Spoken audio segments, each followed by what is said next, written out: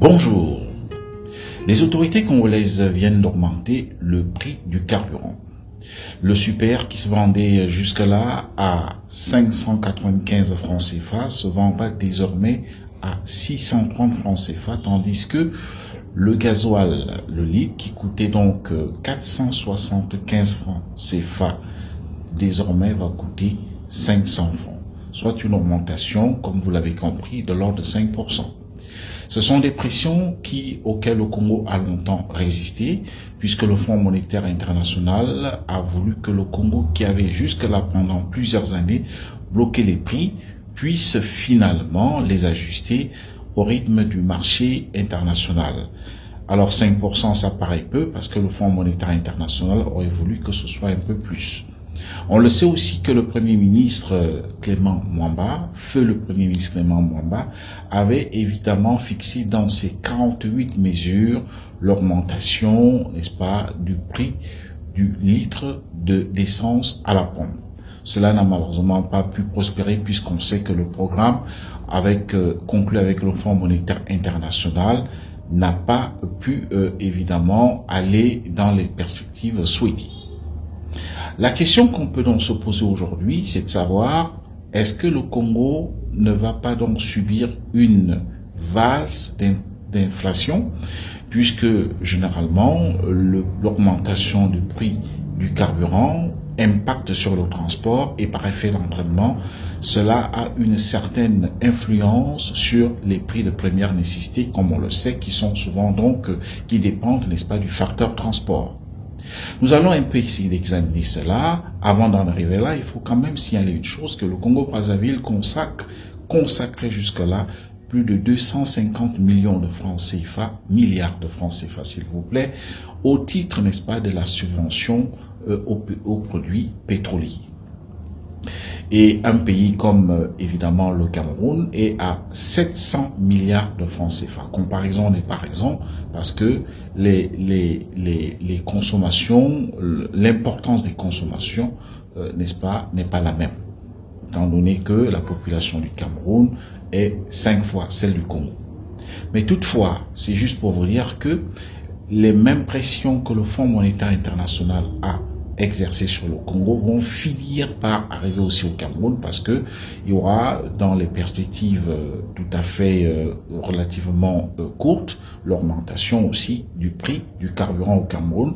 La République centrafricaine vient de le faire, le Gabon n'échappera pas, les autres pays comme le Sénégal devraient également aussi, si on s'en tient au discours de Macky Sall, arriver à augmenter le prix du litre de carburant à la pompe.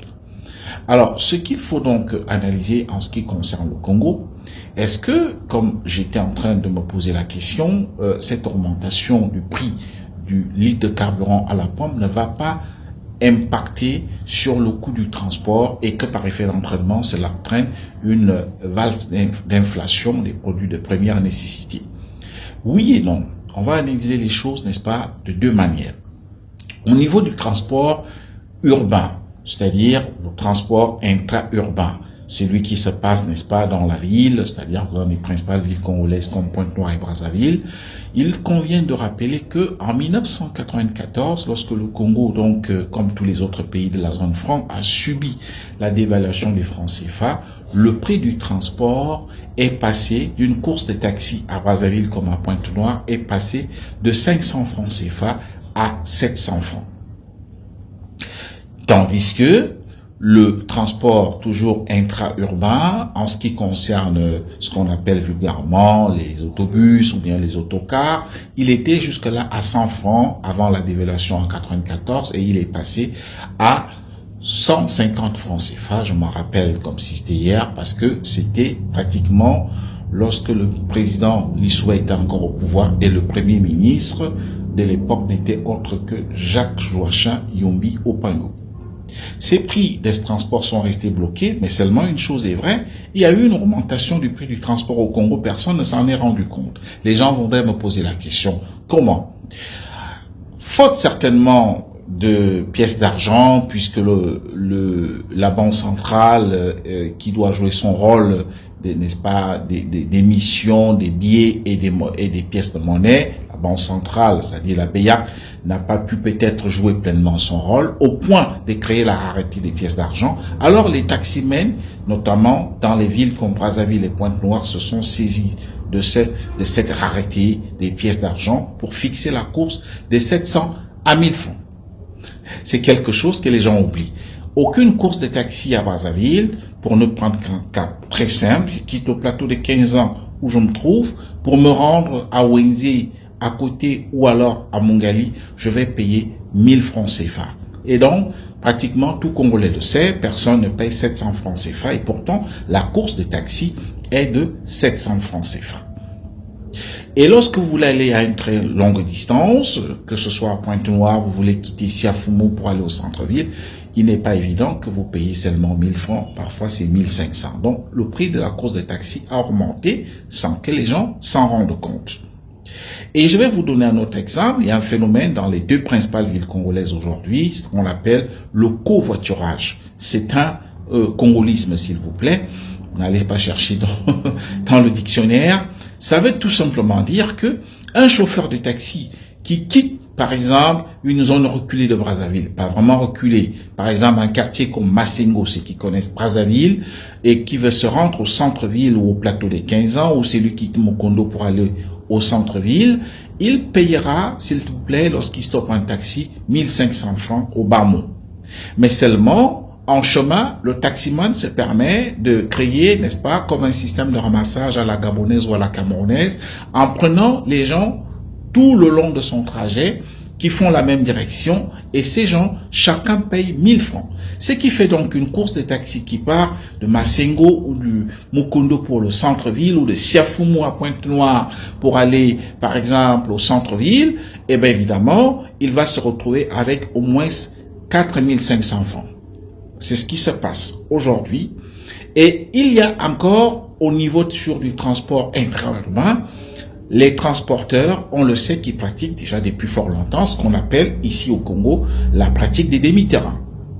Ça veut dire le bus qui devrait conduire quelqu'un, par exemple, de Talangaï à, pour ne prendre que cet exemple, au centre-ville, ou alors par exemple, cité OMS pour le centre-ville, et bien évidemment, il va faire l'escale, il va dire que non, lui, il s'arrête par exemple de Talangaï pour le rond-point Mungali.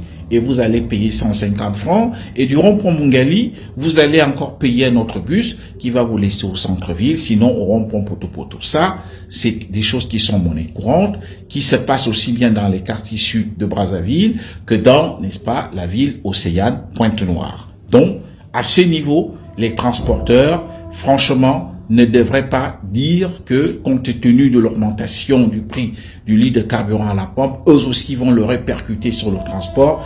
Ce qui concerne le transport intra-urbain, ils n'auront pas raison. Par contre, le problème va se poser pour ceux qui font ce qu'on appelle le transport interurbain, c'est-à-dire d'une ville A à une ville B, comme ceux qui font Brazzaville, Pointe-Noire. Parce que l'argent qu'ils consacraient jusque-là pour assurer, par exemple, le plein de carburant pour faire Brazzaville-Pointe-Noire, tenant compte du nombre de kilomètres, tenant compte du nombre de litres de carburant, eh bien évidemment, il faut le reconnaître que ce ne sera plus le même coût. Ça va aussi subir une augmentation de l'ordre de 5%. Si un autocar paye dépense plus de 300 000 francs CFA pour son carburant, il faut y adjoindre 5%. Ça veut dire que il va se retrouver en train de payer 5% de plus de 300 000 francs CFA. Alors, est-ce que ces gens vont faire impacter cela sur le coût du billet du transport entre Brazzaville et Pointe-Noire, un peu, n'est-ce pas, les deux villes sont distantes pratiquement de plus de 500 kilomètres.